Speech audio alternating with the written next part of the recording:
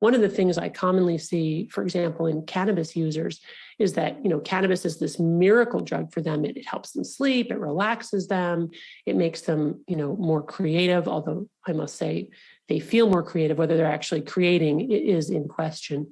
And then over time, what they'll report is that it stops working as well. They need more and more to get the same effect. And then ultimately it turns on them. And this is really fascinating because what it means is that the brain has thoroughly learned and adapted to that drug such that after a while, it doesn't tip the balance at all to the side of pleasure. But as soon as it's introduced, slam, the balance will go down to the side of pain. Those neuroadaptation gremlins that our brain creates to restore balance don't go away, right? They're like waiting in the wings, ready to hop on. And as soon as we use, they tilt us. So that's why. All right, guys, in today's video, we're going to be reacting to a series of podcasts that we're featuring Dr. Anne Lemke, and she is the guru right now when it comes to addiction and dopamine production. And I have been absolutely obsessed watching her videos on YouTube, and specifically her videos discussing cannabis addiction. She also happens to be the author of a book, Dopamine Nation, which I would highly recommend that anyone struggling with addiction to cannabis reads, because wow, this book is changing how I live my life day to day with each chapter that I've gotten through. I have linked all these original podcast videos in the video description, as well as a link to her book, Dopamine Nation. So without further ado, let's jump into some clips from some various different podcasts and listen to what Dr. Lemke has to say regarding cannabis addiction. The first one is going to be a conversation between her and Tom Bilyeu from Impact Theory YouTube channel, and let's hear what they have to say about cannabis. In my clinical practice, it takes a minimum of a month abstaining for that to happen. I was very impressed you got that teenage girl to cut out marijuana for a month. I was like, all right, how's she going to pull this off? Right. Okay, so right there, I'm just going to pause real quick. They were already mid-conversation in this clip, and what Dr. Lemke is stating is that it takes about a month for dopamine production to return back to a normal state minimally when it comes to quitting an addiction.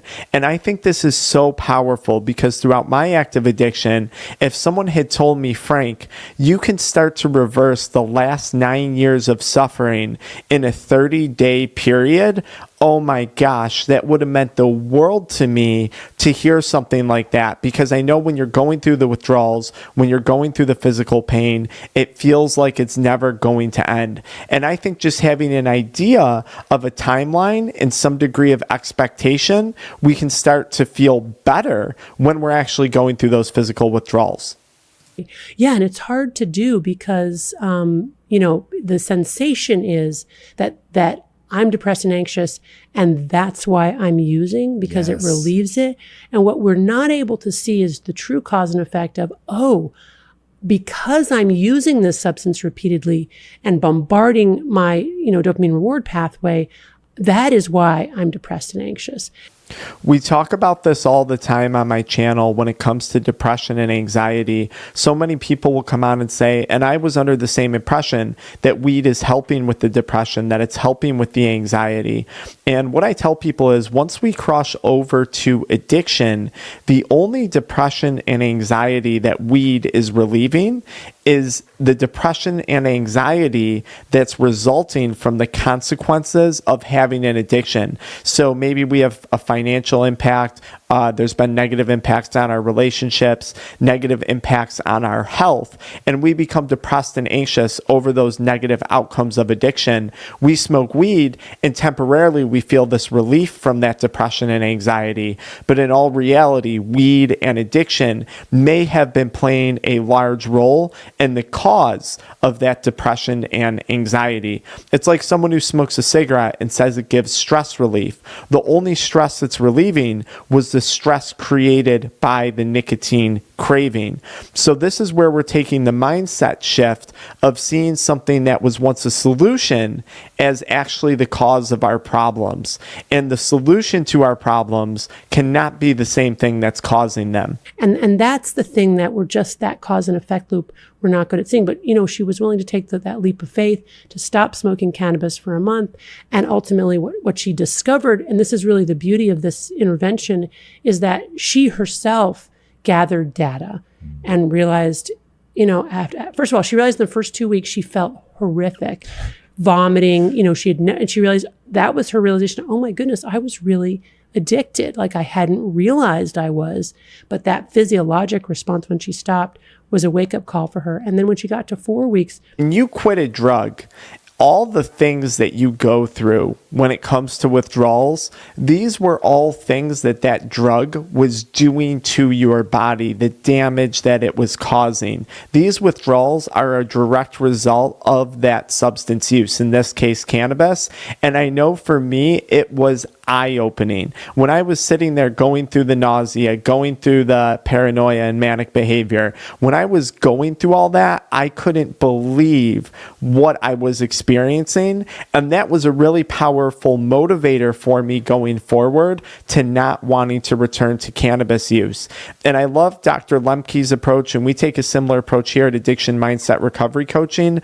This is giving the person the opportunity to realize this for themselves, observing for themselves firsthand, and then making a choice on their own to either cease use or change their relationship with the drug, as compared to me sitting here telling someone, don't smoke weed, don't use nicotine, don't watch adult media content.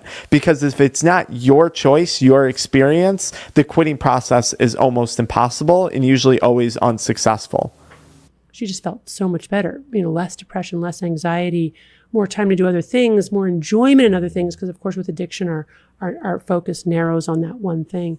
And then she herself was motivated. Now, did she want to continue to abstain from cannabis? No, she didn't. Most of my patients don't. But she wanted to use really differently than she had before. She wanted to have a different relationship with cannabis. She certainly wanted to use less. I just want to say something really quick. A lot of people that we work with here, once they've hit that 30-day mark, that 6-month mark, a lot of people do decide that they don't want to use cannabis anymore. And the reason why I say that is in our recovery coaching programs, we really work with people and kind of push people in their sobriety to start to build a new or better life for themselves. And once you get a taste of that new version of you, many people will say, well, I don't want to go back to that old version of me that fell into addiction. But each to their own, each to their own. She certainly didn't want to use every day, because there is something important about that 24-hour cycle. And if we're sort of pinging our reward pathway every single day, we're more likely to accumulate those gremlins on the pain side of the balance and to develop tolerance. So what she's talking about, the gremlins on the pain side, Dr. Lemke explains very well that when you use a drug, your brain releases a lot of dopamine, and you imagine like a teeter saw. So you use the drug and that saw tips towards the side of pleasure, but your brain has to balance out that pleasure by creating pain to try and recreate balance. And she states that when we are stuck in an active addiction, yes, we're getting this pleasure, but then our brain overcompensates, creating more pain than pleasure on the downfall. That's why here at my offices, we always preach addiction doesn't create higher highs, it only creates lower lows. And Dr. Lemke has now explained why that is, why that occurs. So use of the drug only creates more pain because of the physiological changes that occur in our dopamine pathways when we're suffering from active addiction. What is it about weed? People be smoking weed. Yeah. Like, it is crazy. There are people in my own life that be smoking weed. Okay. And is it the sort of perceived harmlessness, or is there whatever people get out of weed, I don't get. Mm-hmm. I will say the one caveat is sex on weed is crazy. Like when you first do it, and of course, even though I rarely do it, I find that it does diminish over time. Yeah. But why weed? What's going on? Well, I mean, so as with all intoxicants, they mimic a chemical that our brain makes, and our brain makes a version of cannabis that binds to the anandamide receptor, and weed is essentially a super potent form of a chemical that our brain makes anyway. And if you look at the evolution of weed over the past 30 to 50 years, it's slowly been made much more potent. So, our grandparents' weed is not our kids' weed, right? It's gone from really a soft drug to a hard drug, which also makes it more addictive. If you look at the sort of things that make something addictive. Is that considered controversial? Because for a long time, people were like, come on, you can't get addicted to weed. Not so sure. I guess it is probably still controversial. It's not at all controversial for me because I would say about a third of my clinical practice is people coming in and wanting help for a cannabis addiction. Whoa. Oh, yeah. Oh, yeah. I mean, A majority of people who work with my offices almost exclusively are calling us for THC addiction. And typically, if I'm working with a male, adult media content addiction seems to go hand in hand. And I know that was certainly the case for myself. and I'm in Northern California. Cannabis is medicine. And a lot of people end up addicted. The data show that about 9 to 10% of people who use weed will end up addicted to weed, but that's probably an underestimate, especially given the rising rates of daily cannabis use. The other thing about cannabis is not only was it less potent in the 1960s and 70s, but people tended to be weekend recreational users with friends. What the data show now is that many, many more people are using daily. They're using all day long, and they're using a highly potent form. So it's essentially like smoking a pack of cigarettes. People wake up, they start smoking, they smoke all through the day, and then they start again the next day. And there are more and more weed users like that than there used to be a generation or two ago. Yeah, it's really like even when I think a lot of that developed with the introduction of the THC cartridges and the ease of access to smoking now. You can rip a cartridge and it barely even smells. And I know from talking to people in my own personal experience, this definitely accelerated my addiction to cannabis. I was a kid, it was like, I remember seeing weed for the first time and freaking out. I was like, yo, like that might as well have been heroin. I was like really sketched out by it. And I was like, okay, I need to get away from this. Right. And admittedly, I grew up with a mother who was just beating us about the head, neck, and chest about staying away from drugs. And if somebody, like she used to quiz us, if somebody offers drugs, what do you do? Where do you go? Sounds like me. Yeah, that's great. Certainly worked. Neither my sister or I use any drugs. And it's funny. I grew up in the same family environment. Don't use drugs, don't use drugs. And all I can say is this. I think there was a large part of me that actually wanted to use drugs more because of that, the defiance type of thing. Someone's telling me not to, so I want to do it even more.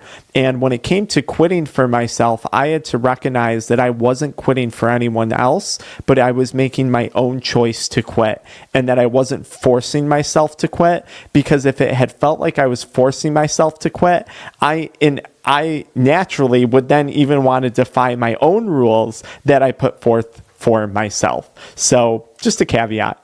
And now it's like really popular, and I don't have a beef with it if like people have a healthy, this is a weird word to use when talking about drugs, but if they have a relationship with it that isn't detracting from the rest of their life, cool, no moral judgments whatsoever. But it is interesting to me from like an anthropological standpoint to watch how it has changed in culture to go from this thing that only potheads, which used to be a super derogatory term, would use, to now it's like you almost have to do it to be cool.